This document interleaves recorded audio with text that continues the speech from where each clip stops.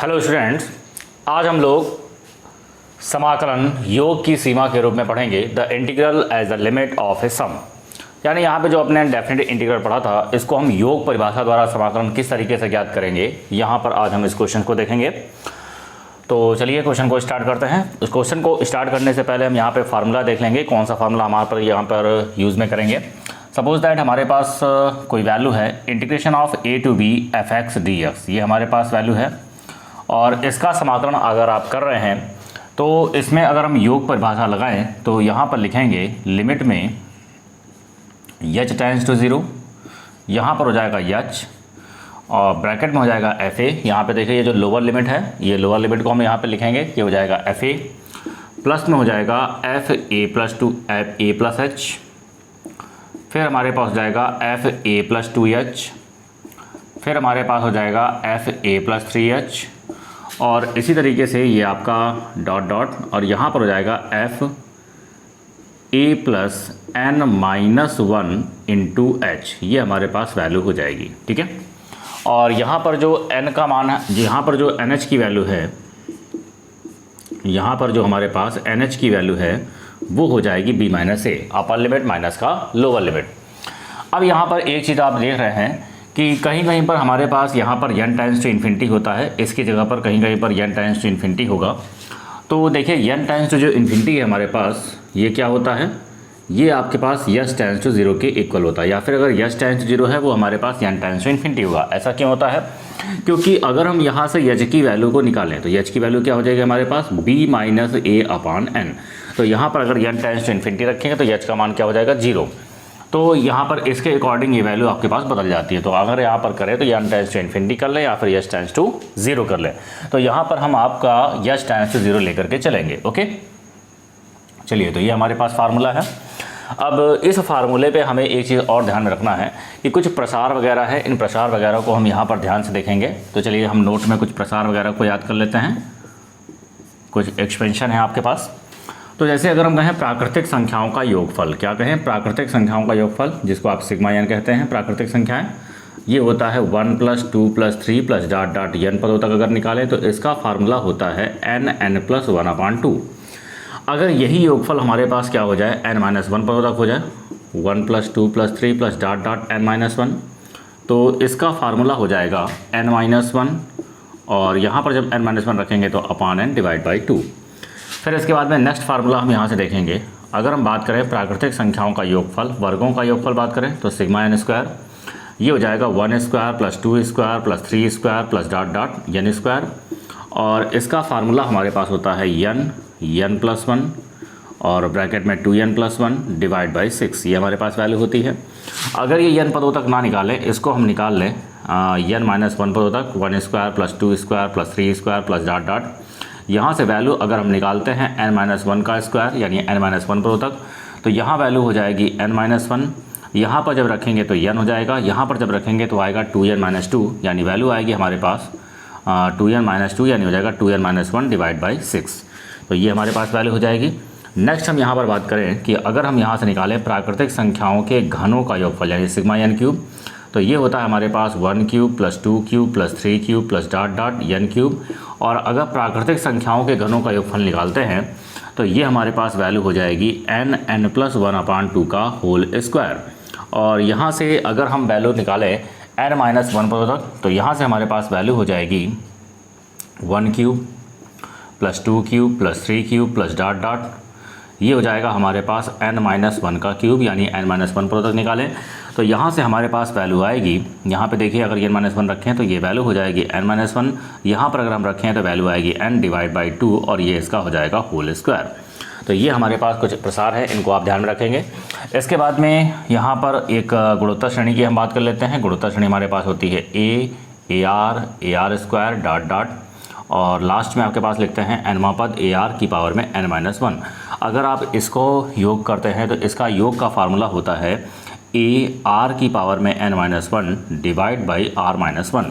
ठीक है, जहाँ पर n क्या है, पदों की संख्या। तो ये हमारे पास फार्मूला होता है। नेक्स्ट एक फार्मूला हम और देख लेते हैं, इसको आप स्क्रीनशॉट ले लीजिए।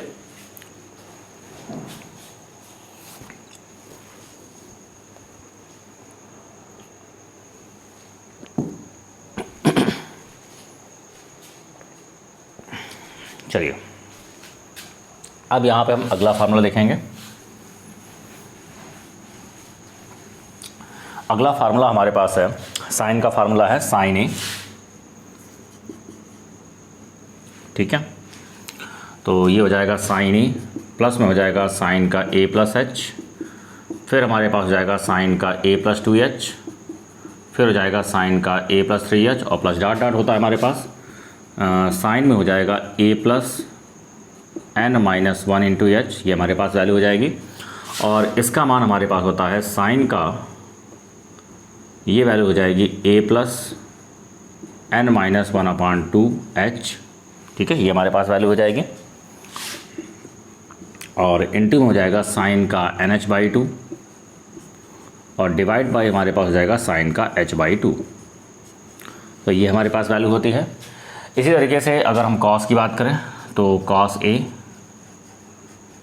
ए प्लस एच, कॉस में ए प्लस 2h और प्लस डॉट डॉट, यहाँ से वैल्यू हो जाएगी कॉस का A plus n minus 1 into H.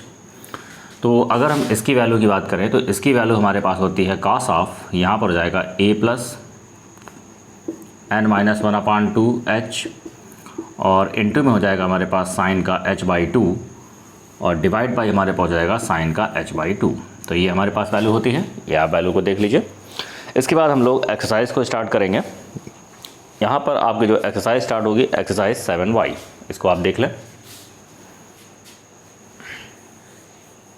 चलिए हम एक्सरसाइज को स्टार्ट करते हैं। तो पहला क्वेश्चन हमारे पास कुछ इस तरीके से कह रहा है। एक्सरसाइज हमारे पास है exercise 7y।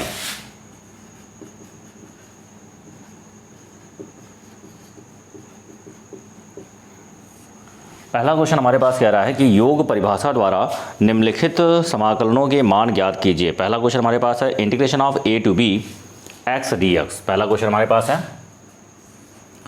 Integration of a to b और ये हमारे पास है x dx, ठीक है। अब यहाँ पर देखिए अपर लिमिट हमारे पास b है, लोअर लिमिट a है और जो fx का मान है वो हमारे पास x है। तो अगर हम यहाँ से मान लें, माना fx is equal to x। इसके बाद में NH की वैल्यू की बात करें तो NH की वैल्यू हमारे पास है अपर लिमिट माइनस का लोअर लिमिट यानी b माइनस ए हो जाएगा। अब यहाँ पर अपर लोअर लिमिट को हम यहाँ से ले रहे हैं और वैल्यू निकाल रहे हैं। तो पहले हम निकालेंगे FA की वैल्यू, तो FA की वैल्यू हो जाएगी a। फिर इसके बाद में हम निकालेंगे FA प्लस H की वैल्यू, तो ये हो जाएगी a प्लस H। फिर हम यहाँ से निकालेंगे FA प्लस 2H की वैल्यू, तो ये हमारे पास हो जाएगी a प्लस 2H। फिर हम यहाँ से निकालेंगे FA प्लस 3H, तो ये वैल्यू हमारे पास हो जाएगी a प्लस 3H। और इसी तरह से आगे के टर्म्स होंगे। और फिर यहाँ पे जब लास्ट का टर्म्स निकालेंगे FA plus n minus 1 into H, तो ये हमारे पास हो जाएगा a plus n minus 1 into H. चलिए अब हम यहाँ से फार्मूला अप्लाई करेंगे। तो आप जानते हैं फार्मूला क्या होता है आपके पास। अगर हम बात करें integration of a to b x dx, ठीक है, तो हमारे पास फार्मूला होता है लिमिट में s टेंड्स टू 0, लिमिट में s टेंड्स टू 0, यहाँ पर s हो जाएगा। और फिर हमारे पास यहाँ पर हो जाएगा FA, फिर हो जाएगा FA प्लस H, फिर हमारे पास हो जाएगा FA प्लस 2H और डॉट डॉट, ये हमारे पास जो वैल्यू आएगी ये हो जाएगा FA plus n minus 1 into H, ये हमारे पास वैल्यू हो जाएगी। अब यहाँ पर जब आप वैल्यू को पुट करेंगे तो यहाँ से हो जाएगा लिमिट में h टेंड्स टू 0, फिर हमारे पास यहाँ पर h होगा, FA इन सब की वैल्यू हम रखेंगे तो ये वैल्यू हो जाएगी a, यहाँ से आएगा a प्लस h, यहाँ से आएगा a प्लस 2h, फिर हम यहाँ पर रखेंगे a प्लस 3h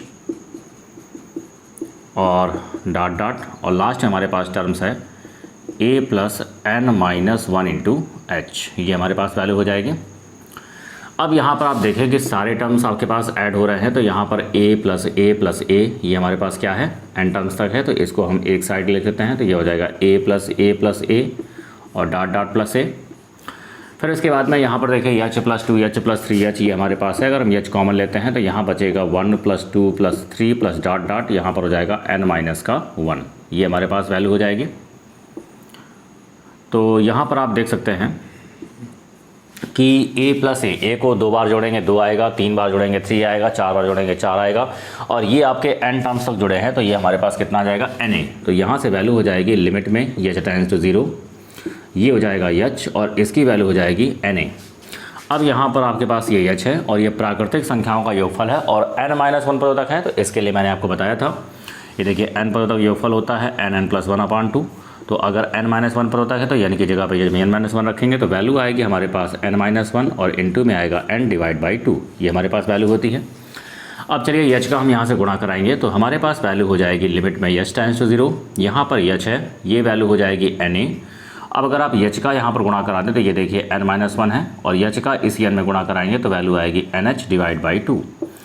अभी आप देख सकते हैं nh का मान हमारे पास b-a है, तो ये हो जाएगा लिमिट में h टेंड्स टू 0, फिर ये हमारे पास h है, यहाँ हो जाएगा na और ये वैल्यू हो जाएगी n-1 और nh की वैल्यू हो जाएगी हमारे पास b-a/2। अब यहाँ पर h का हम मल्टीप्लाई करेंगे तो वैल्यू हो जाएगी लिमिट में h टेंड्स टू 0।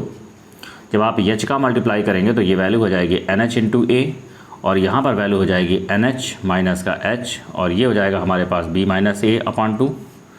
तो अब आप देख सकते हैं nh का मान हमारे पास क्या है b-a, तो यहाँ पर जब आप b-a रखेंगे तो ये हो जाएगा लिमिट में h टेंड्स टू 0। यहाँ पर जब nh का मान रखा b-a और इनटू में a हो जाएगा। इसी तरीके से यहाँ पर जब हम nh का मान रखेंगे b-a, ये हमारे पास -h है और इनटू में हो जाएगा b-a और डिवाइड बाय हमारे पास आएगा 2, तो ये हमारे पास वैल्यू हो जाएगी। अभी आप देख सकते हैं कि b-a हमारे पास यहाँ पर कॉमन है, तो b-a हमने यहाँ पर कॉमन ले लिया और जहाँ पर h है वहाँ पर मैंने, या फिर आप वैल्यू रख दीजिए यहाँ पर। तो देखिए जब हम वैल्यू को रखेंगे तो लिमिट आपके पास हट जाएगी और h का मान यहाँ से हम 0 रखेंगे तो यहाँ से वैल्यू हमारे पास निकल करके आएगी b-a और इनटू a हो जाएगा और यहाँ जब h का मान रखेंगे तो वैल्यू आएगी b-a और ये भी b-a है, तो ये हो जाएगा b-a का होल स्क्वायर। अभी जब आप इसका एलसीएम लेंगे तो देखिए इसका एलसीएम लेंगे तो क्या वैल्यू हो जाएगी, तो वैल्यू हमारे पास आएगी, ये हो जाएगा 2 times of b-a into a और प्लस में हो जाएगा b-a का होल स्क्वायर और डिवाइड बाई हो जाएगा 2। चलिए इसका सॉल्व करेंगे तो ये हो जाएगा 2ab और माइनस का 2a स्क्वायर, ये हो जाएगा b square plus a square minus का 2ab और डिवाइड में हमारे पास है 2, -2ab से +2ab कैंसिल आउट हो जाएगा। 2a स्क्वायर में a स्क्वायर को माइनस करेंगे तो वैल्यू आएगी हमारे पास a स्क्वायर, तो ये हो जाएगा b square minus a square divide by 2, तो ये हमारे पास इसका आंसर हो गया। तो आई होप आपको ये क्वेश्चन क्लियर हो गया होगा। तो अगर योग परिभाषा द्वारा समाकलन निकालने के लिए कहता है तो हम इसी तरीके से इसका समाकलन निकालेंगे और वैसे इसका समाकलन काफ़ी आसान है। देखिए इसका आंसर अगर चेक करें तो आप जानते हैं इंटीग्रेशन ऑफ यक्स का समाकलन होता है x² और लिमिट हमारे पास होता है a टू b। तो पहले जब आप अपर लिमिट रखेंगे तो ये हो जाएगा b स्क्वायर, माइनस करके लोअर लिमिट रखेंगे तो वैल्यू आएगी a स्क्वायर। तो आप देख सकते हैं कि यही हमारे पास आंसर आ रहा है। इसका मतलब जो योग परिभाषा द्वारा हमने समाकलन निकाला है वो आपका बिल्कुल ठीक है। चलिए तो ये आपका पहला क्वेश्चन है। आगे हम डिस्कस करेंगे क्वेश्चन नंबर 2 को।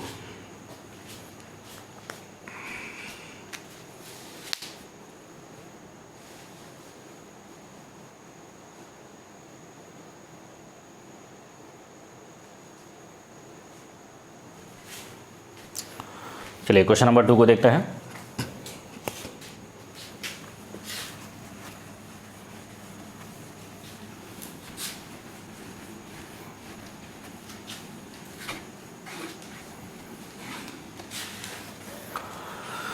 क्वेश्चन नंबर 2 हमारे पास कह रहा है इंटीग्रेशन ऑफ, ये हमारे पास दे रहा है integration of a to b dx upon X square,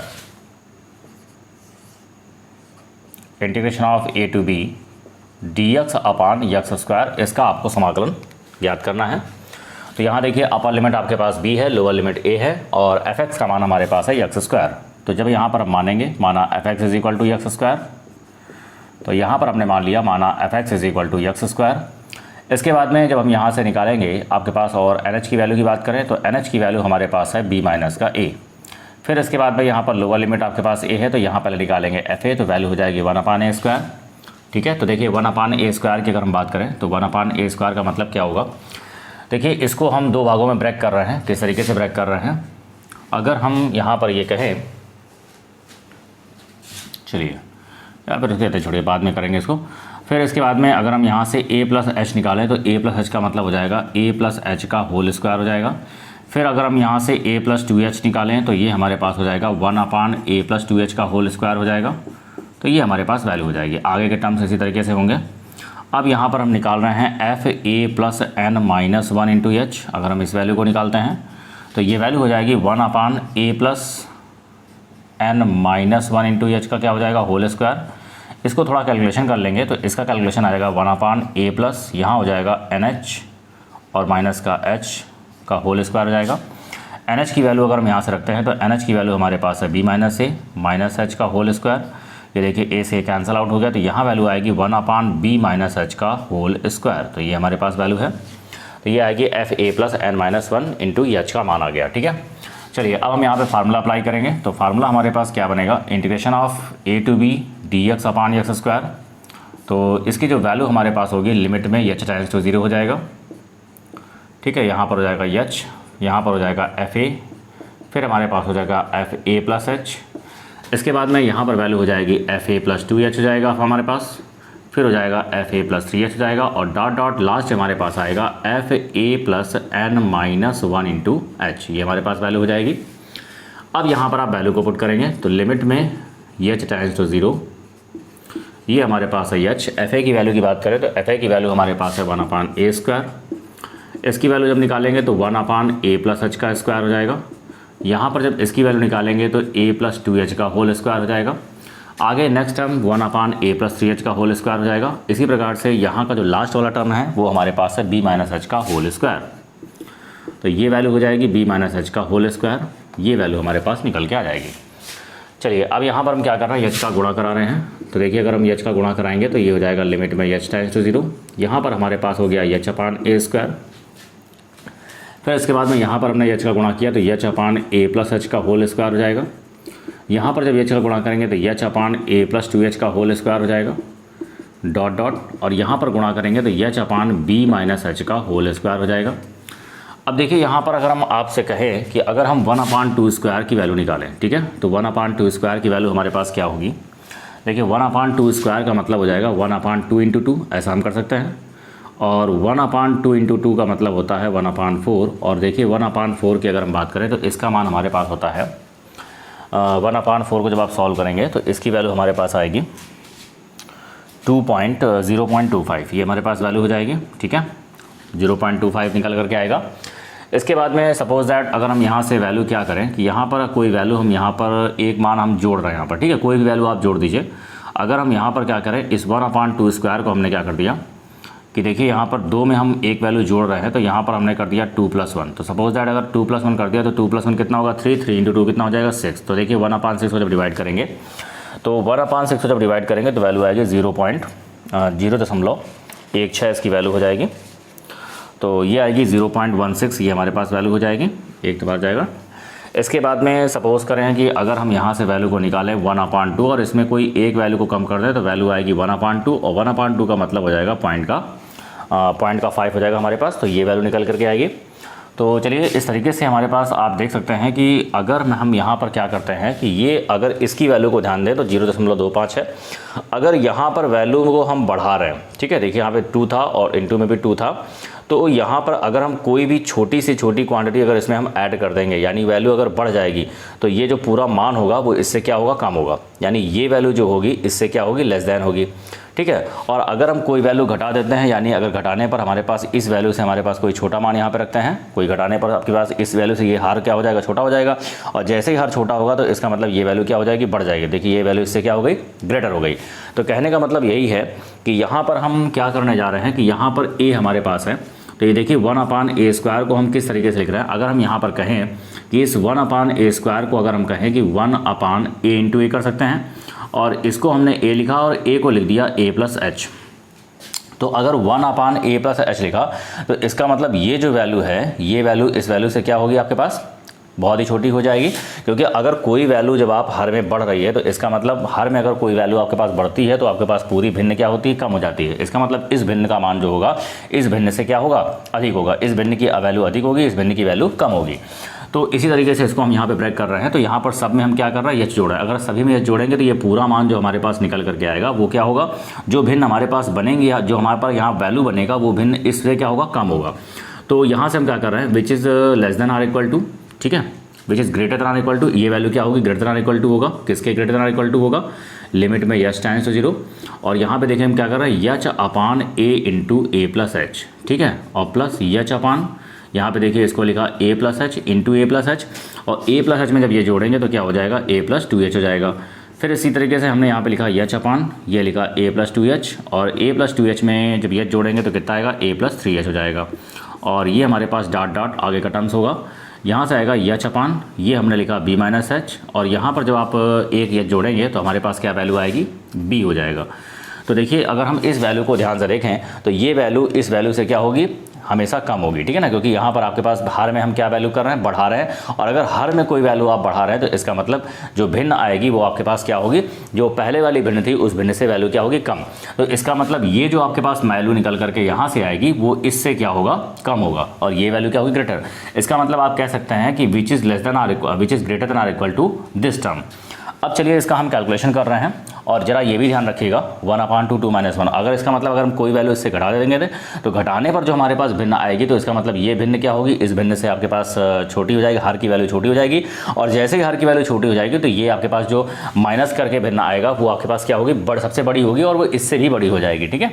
चलिए उसको हम अगले स्टेप में देखेंगे। तो पहले हम यहाँ पर ये देख रहे हैं कि अगर ये वैल्यू इससे क्या हो रही है, इससे हो रही है greater than or equal to हो रहा है, ठीक है। तो greater than or equal to हमारे पास होगा लिमिट में यच टेंड्स टू 0। अब यहाँ पे देखिए इसको हम दो भागों में ब्रेक कर रहे हैं। किस तरीके से ब्रेक कर रहे हैं, अगर हम देखिए इसका एलसीएम लेते हैं a प्लस एच, इसको अगर लिखें 1/a और माइनस का 1/a प्लस एच, ठीक है। इस तरीके से अगर हम इसको लिखें तो आप देख सकते हैं कि यहाँ से जो वैल्यू आएगी 1/a minus 1/a plus H, तो अगर जब आप इसका एलसीएम लेंगे तो यहाँ आ जाएगा a प्लस एच, यहाँ हो जाएगा माइनस a से कैंसिल वैल्यू आएगी h/a प्लस एच। उसी तरीके से यहाँ हम क्या ले सकते हैं, यहाँ पर हम ले सकते हैं 1/a प्लस एच और माइनस का 1/a प्लस 2h, ये हम वैल्यू रख सकते हैं। उसी तरीके से यहाँ पर आपके पास वैल्यू क्या हो जाएगी, यहाँ से वैल्यू आएगी 1/a प्लस 2h और माइनस में होगा 1/a प्लस 3h हो जाएगा। आगे आपके पास टर्म्स डॉट डॉट हो जाएंगे, और यहाँ पर जो वैल्यू आएगी 1/b माइनस एच, और ये हो जाएगा माइनस का b, ये हमारे पास वैल्यू हो जाएगी। तो अब आप देख सकते हैं ये वैल्यू हमारे पास है। अब यहाँ पर देखिए अगर ध्यान से देखें तो यहाँ पर ये टर्म से इस टर्म से कैंसिल होगा, ये इस टर्म से कैंसिल आउट हो रहा है, ये वाला आगे वाले टर्म से हो रहा है, तो इधर वाले से कैंसिल आउट हो रहा है। तो हमारे पास यहाँ से वैल्यू रही विच इज़ लेस देन और इक्वल टू लिमिट में h टेंड्स टू 0, यहाँ पर वैल्यू बच रही है 1/a और यहाँ बच रहा है हमारे पास 1/b। तो आप देख सकते हैं यहाँ पर जो लिमिट हमारे पास बच रही है 1/a माइनस 1/b, अगर h की वैल्यू रखें तो विच इज़ लेस देन और इक्वल टू 1/a माइनस का 1/b। तो यहाँ पर हमने देखा कि ये जो लिमिट है आपके पास a tends to b dx/x², ये value greater than or equal to क्या है 1/a माइनस का 1/b। इसको आप समीकरण नंबर फर्स्ट मान लीजिए। अब यहाँ पर हम इस वैल्यू को क्या लेके चलेंगे, इस वैल्यू को अगर हम देखें फिर से हम इस इंटीग्रेशन को वैल्यू लेके चलते हैं। तो चलिए फिर से दोबारा हम इसके इंटीग्रेशन की वैल्यू लेंगे। तो अगर हम बात करें नाउ अगेन, ठीक है, तो पुनः हम इस भिन्न को लेंगे, integration of a to b dx/x²। अगर हम इस भिन्न की बात करें तो ये भिन्न जो आपके पास यानी ये जो वैल्यू हमारे पास है इसके इक्वल है, और ये वैल्यू आपके पास क्या हो सकती है, less than or equal to, किसके वैल्यू के less than or equal to हो सकती है, लिमिट में h टेंड्स टू 0। ये हमारे पास हो सकता है h/a इंटू a माइनस का h। अब देखिए अगर हम इसमें क्या कर रहे हैं, अगर कोई वैल्यू घटा रहे हैं तो हमारे पास यहाँ जो भिन्न आएगी वो आपके पास क्या होगी, इस वाली भिन्न से आपके पास ये कम हो जाएगी, और जैसे ये इस भिन्न से कम होगी तो इसका मतलब ये भिन्न जो होगी इस वाली भिन्न से बड़ी होगी। यानी ये जो वैल्यू आपके पास यहाँ से जो भी वैल्यू निकल करके आएगी वो वैल्यू हमेशा इस वैल्यू से क्या होगी, ग्रेटर होगी, ठीक है ना। ये वैल्यू कम हो जाएगी और ये वैल्यू आपके पास अधिक हो जाएगी। इसका मतलब आप integration of a to b dx/x² ये less than or equal to सकते हैं h/a माइनस h। अब सब में अगर हम h को माइनस करते हैं तो ये वैल्यू क्या हो जाएगी, h/, सभी के हर में माइनस कर रहे हैं तो यहाँ पर देखिए आपके पास क्या होगा a प्लस h लिखा, और यहाँ से जब आप h को माइनस करेंगे, देखिए एक a प्लस h में जब h को माइनस करेंगे तो हमारे पास वैल्यू क्या निकल करके आएगी, तो a प्लस h में जब h को घटाएंगे तो वैल्यू आएगी a। इसी तरीके से यहाँ पर जब आपके पास लिखेंगे h/, ये हो जाएगा a प्लस 2h हो जाएगा, और यहाँ पर जब आप वैल्यू को माइनस करेंगे तो आएगा a प्लस h। फिर आगे हमारे पास क्या है, डॉट डॉट है, और लास्ट वाला टर्म्स हमारे पास है h/, और यहाँ पर हमारे पास क्या है b माइनस h को लिखा पहले मैंने, तो b माइनस h में फिर इसके बाद में जब h को माइनस करेंगे तो जब आप h को घटाएंगे यहाँ से तो हमारे पास क्या वैल्यू निकल के आएगी, तो b माइनस का 2h, ये हमारे पास वैल्यू आ जाएगी। ओके, तो इसको आप देख सकते हैं। इसके बाद यहाँ पर हम क्या करेंगे, वैल्यू को रखेंगे। तो चलिए हम वैल्यू को रखते हैं। तो यहाँ से वैल्यू हमारे पास क्या निकल करके आएगी। अब यहाँ पर आप देख सकते हैं कि इसको भी हम इसी तरीके से वैल्यू को देखेंगे। तो इस वैल्यू को आप देख सकते हैं less than or equal to limit में h टेंड्स टू 0, और ये वैल्यू हमारे पास देखिए। अब इसको अगर फॉलो करें तो इसको आप ले सकते हैं 1/a-h। ठीक है, ये वैल्यू हमारे पास क्या हो जाएगी 1/a-h और माइनस का a। अगर आप इसका एलसीएम लेंगे तो यहाँ आएगा a, यहाँ आएगा माइनस का a प्लस का h, तो वैल्यू आएगी h। उसी तरीके से यहाँ पर जब आप इस वैल्यू को लिखेंगे तो इस वैल्यू को आप ले सकते हैं 1/a और माइनस का 1/a प्लस h, ये हमारे पास वैल्यू हो जाएगी। फिर इसी तरीके से इस वैल्यू को आप लिख पाएंगे डॉट डॉट, इस तरीके से आगे के टर्म्स होंगे हमारे पास। और यहाँ पर इस वैल्यू को हम लिख पाएंगे तो 1/b माइनस का 2h और माइनस का 1/b माइनस का h, ये हमारे पास वैल्यू हो जाएगी। देखिए b माइनस h है और ये हमारे पास क्या होगा, ये हो जाएगा b और प्लस का h हो जाएगा, तो हमारे पास ये वैल्यू आ जाएगी। ठीक है, तो ये हमारे पास वैल्यू है। अब आप देख सकते हैं यहाँ जो आपके पास टर्म्स कैंसिल आउट हो रहे हैं, किस तरीके से कैंसिल आउट हो रहा है। देखिए ये जो हमारे पास कैंसिल आउट हो रहा है, यहाँ पर 1/a कैंसिल आउट हो रहा है, इससे कैंसिल हो रहा है, माइनस 1/a प्लस h आगे वाले से कैंसिल हो रहा है। ठीक है, इसके बाद में ये वाला टर्म्स जो है हमारे पास, ये वाला जो टर्म्स है हमारे पास इस वैल्यू से कैंसिल आउट हो रहा है। तो आप देख सकते हैं ये वैल्यू और ये वैल्यू हमारे पास निकल करके आ रही हैं। तो क्या हमारे पास क्या वैल्यू बच रही है, तो यहाँ से हमारे पास जो वैल्यू बच रही है,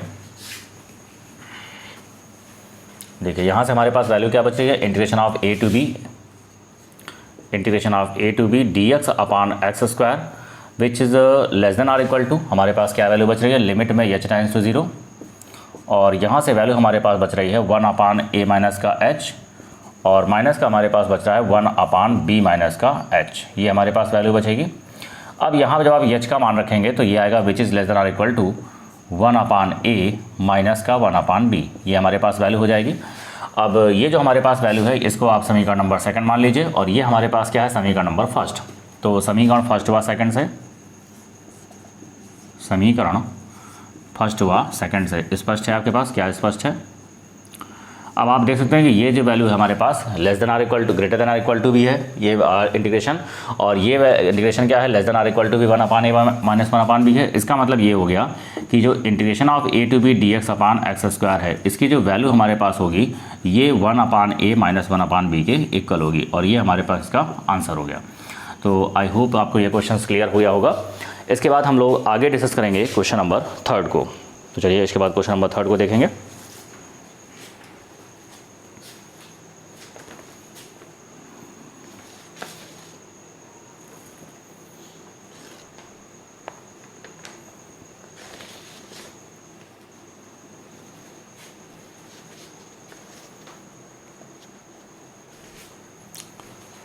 क्वेश्चन नंबर थर्ड हमारे पास कह रहा है integration of a to b cos x dx, क्या हमारे पास कह रहा है, integration of a to b cos x dx।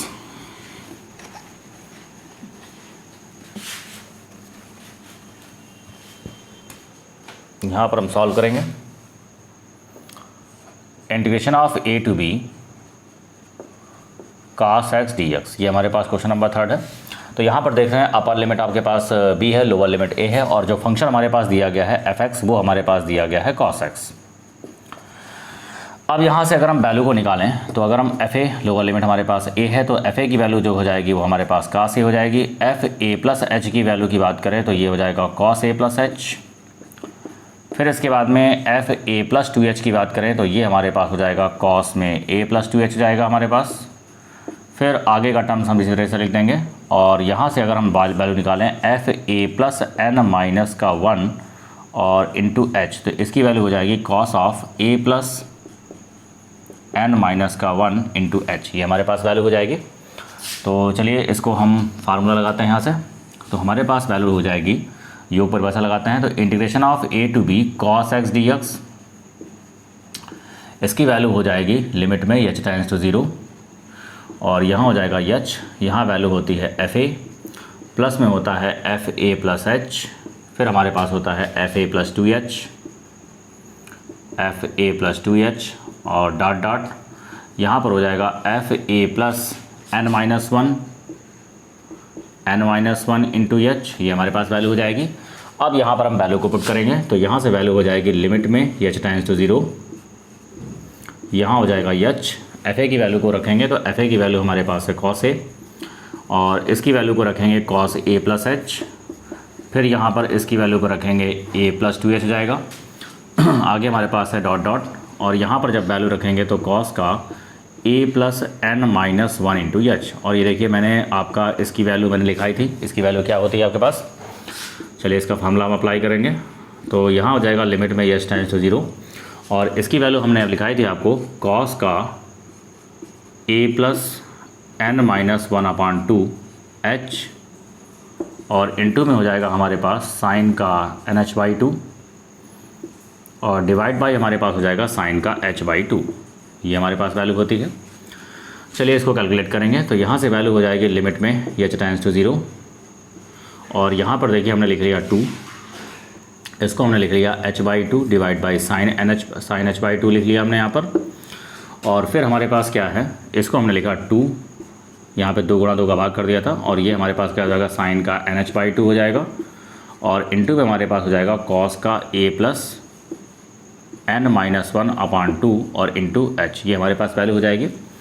अब देखिए यहाँ से लिमिट हम अलग कर रहे हैं, ये हो जाएगा लिमिट में h टेंड्स टू 0, ये हो जाएगा h/2 अपॉन साइन h/2, और इसके लिमिट हम अलग कर रहे हैं तो यहाँ पर हो जाएगा लिमिट में h टेंड्स टू 0, और ये हमारे पास है 2 साइन, और NH की वैल्यू हमारे पास है यहाँ पे देखिए NH का मान हमारे पास क्या होगा, यहाँ पर fx का मान cos x अगर हम मान लें, और NH की वैल्यू हम क्या मानेंगे, NH की वैल्यू हमारे पास हो जाएगी upper limit minus lower limit यानी b माइनस ए।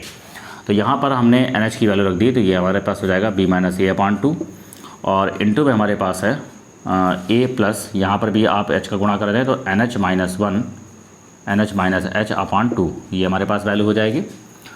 तो यहाँ पर आप गुणा कर दीजिएगा, ऊपर ही गुणा कर दीजिएगा, तो ये हो जाएगा हमारे पास NH और माइनस का h/2 हो जाएगा।